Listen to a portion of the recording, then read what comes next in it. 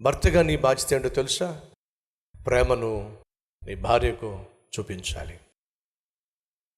ఎప్పుడైనా మా సహోదరి అడుగుతున్నాను, నీ కూతురు కానీ కొడుకు కానీ నేను ప్రశ్నించాను, మమ్మీ ఎందుకు మమ్మీ నీకు డాడీ అంటే అంత ఇష్టం? అస్సలు డాడీ మాట జవదాడో, డాడీ అంటే నీకెందుకు అంత గౌరవం?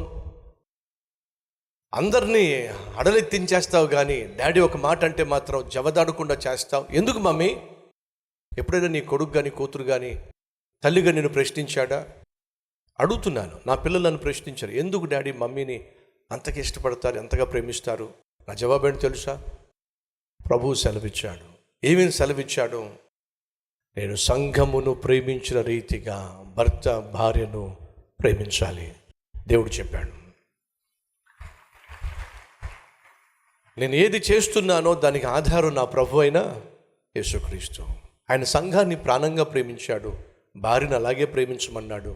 కాబట్టి నేను ఖచ్చితంగా మమ్మీని ప్రేమించాలి.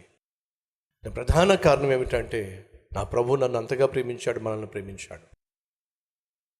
అలాగే సంఘము ఏ రీతిగా క్రీస్తుకు లోబడి ఉంటుందో భార్య కూడా భర్తకు ఆ విధంగానే లోబడి ఉండాలి బైబిల్ సెలవిస్తుంది. తన సహోదరుణ్ణి ద్వేషించువాడు ఎవరో చూద్దాం రండి. బైబిల్లో ఏముందో చదువుతాను. 1 యోహాను పత్రిక 1 John chapter 3 3వ అధ్యాయము 10వ వచనం 10th verse. తన సహోదరుని ప్రేమింపని ప్రతివాడును, తన సహోదరుని ప్రేమింపని ప్రతివాడును దేవుని సంబంధులు కాదు. సహోదరుని అన్న చోట భార్యను అని పెట్టుకోండి. ఇప్పుడు చదవండి. తన భార్యను ప్రేమించనివాడు దేవుని సంబంధి కాదు అంటే అర్థం ఏమిటి? దెయ్యం సంబంధి, అంతే కదా. ఈరోజు వింటున్నావా సహోదరుడా? నీ భార్యను నువ్వు ప్రేమించట్లేదు అంటే నువ్వు సైతాను సంబంధివి. అమ్మ వింటున్నావా సహోదరి? నీ భర్తను నువ్వు ప్రేమించటం లేదంటే నువ్వు సైతాను సంబంధివి.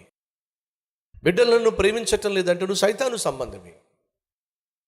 తరువాత 15వ వచనం, వాస్తవంగా 14వ వచనమే చూద్దాం రండి. చివరి మాటలు. ప్రేమ లేని వాడు మరణమందు నిలిచి ఉన్నాడు, తన సహోదరుణ్ణి ద్వేషించువాడు నరహంతకుడు. తన సహోదరుణ్ణి ద్వేషించువాడు నరహంతకుడు. ఆ సహోదరుని అనే దగ్గర భార్యను పెట్టండి. తన భార్యను ద్వేషించువాడు ఎవరో చెప్పండి, చెప్పండి. నరహంతకుడు.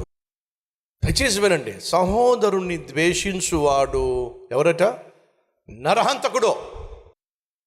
ఏ నరహంతకునిలో నిత్య జీవము ఉండదు.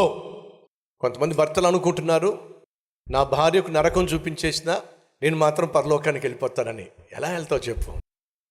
నువ్వు భూమి మీద నీ భార్యకు నరకం చూపించేస్తూ నువ్వు పరలోకానికి వెళ్తావా? అబ్బే, నరకం చూపించేవాడికి నరకమే చూపించబడుతుంది. ప్రేమ చూపించేవాడికి పరలోకమే కనబడుతుంది. భర్తలు వింటున్నారా? భార్యలు వింటున్నారా? ద్వేషించకండి. ఒక సహోదరుని ద్వేషిస్తే నరకానికి వెళ్తావు. మరి భార్యను ద్వేషిస్తూ దూషిస్తూ ప్రొద్దస్తమాను తిడుతూ కేకలు వేస్తూ కొడుతూ ఎలా పరలోకానికి వెళ్తావు? మళ్ళీ నువ్వు భక్తుడివి. కనిపిస్తున్న నీ భర్తనే, నీ భార్యనే, నీ బిడ్డల్ని ప్రేమించలేని నువ్వు కనిపించని దేవుణ్ణి ఎలా ప్రేమిస్తావు? ఒక్కసారి ఆలోచించండి. అడుగుతున్నాను, మనం దేవుణ్ణి ప్రేమిస్తే ఏం చేస్తాం? దేవుణ్ణి మనం ప్రేమిస్తే ఆయన అడిగింది ఏదని ఇచ్చేస్తాం, అవునా కదా? అబ్రామా దేవుడు పిలిచాడు, ప్రభువా అన్నాడు. నువ్వు ప్రేమిస్తున్నా నీ ఒక్కడైనా ఒకే ఒక్క కుమారుడైన ఇస్సాకును తీసుకుని వెళ్ళి నేను నీకు చూపించబోవు పర్వతము పైన ఏం చేయాలట?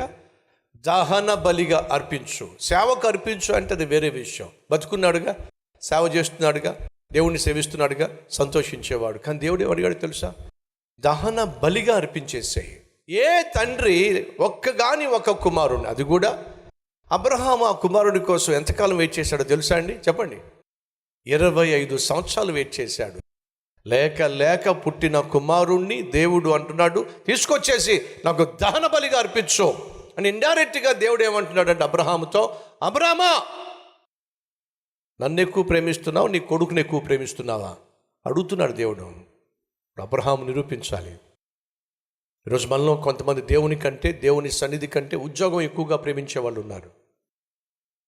దేవుని కంటే, దేవుని సన్నిధి కంటే పాపాన్ని ప్రేమించే వాళ్ళు ఎక్కువ మంది ఉన్నారు. డబ్బును ప్రేమించే వాళ్ళు ఎక్కువ మంది ఉన్నారు. సుఖాన్ని, సౌఖ్యాన్ని ప్రేమించే వాళ్ళు ఎక్కువ మంది ఉన్నారు. ఒకసారి ఆలోచించండి.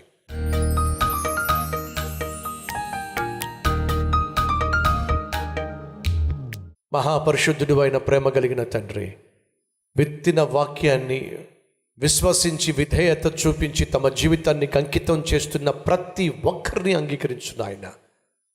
నిన్ను మేము ప్రేమిస్తున్నట్లయితే ఆ ప్రేమను క్రియల్లో చూపించాలి.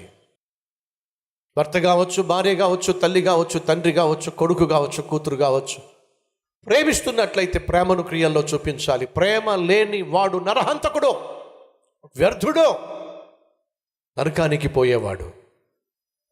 ఆయన ఈరోజు ఈ వాక్యం విన్న ప్రతి ఒక్కరూ నీ ప్రేమను క్రియల్లో చూపించటం, అది జీవితంలో ఒక భాగ్యంగా, నాయన జీవితంలో ఒక బాధ్యతగా ఎంచులాగున సహాయం చేయండి.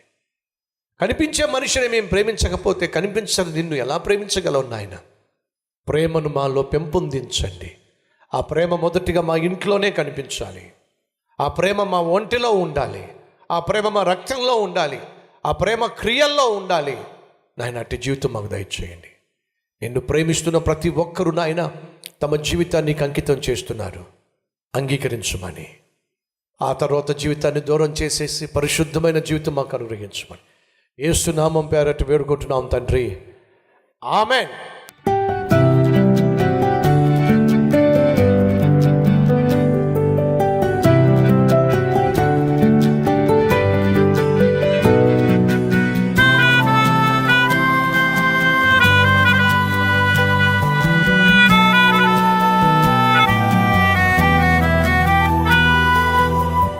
ఈ సందేశం మీకు ఆశీర్వాదకరంగా ఉన్నట్లయితే 10 మందికి షేర్ చేయండి, లైక్ చేయండి, మంచి కామెంట్ పెట్టండి. మళ్ళీ రేపు కలుసుకుందాం. సరే.